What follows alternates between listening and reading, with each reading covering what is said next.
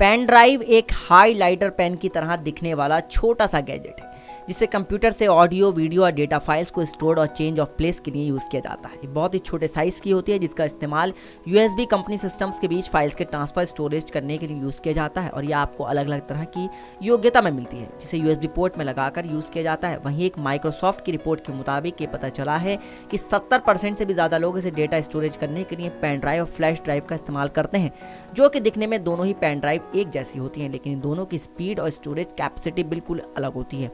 और यही नहीं बल्कि इसके साथ कई ऐसे और भी फैक्टर्स हैं जो बहुत ही अलग लोग होते हैं। आइए आप जानते हैं पेन ड्राइव की बेस्ट क्वालिटी के बारे में। जब मार्केट में पेन ड्राइव लेने जाते हैं तो आपने इस बात पर ध्यान दिया होगा कि 16 GB एक पेन ड्राइव 1000 रुपये की और दूसरी 500 रुपये की, और दोनों में ही स्टोरेज कैपेसिटी एक जैसी है। होने के बाद भी ये दोनों अलग अलग हैं क्योंकि इन दोनों पेन ड्राइव में फ़र्क सिर्फ इतना है कि इन दोनों की स्पीड चेंजेस है। शॉपा आपको दो तरह के पेन ड्राइव वर्जन दिखाता है, जिससे संजीव झा के मुताबिक पेन ड्राइव 3.0 और 2.0 वर्जन में आती है।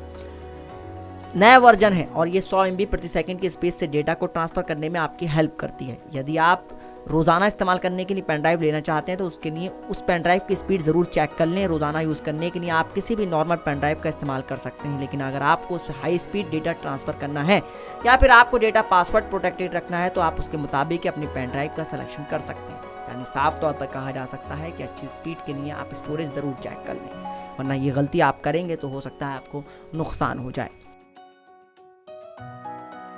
नेक्स्ट 9 टेक की रिपोर्ट।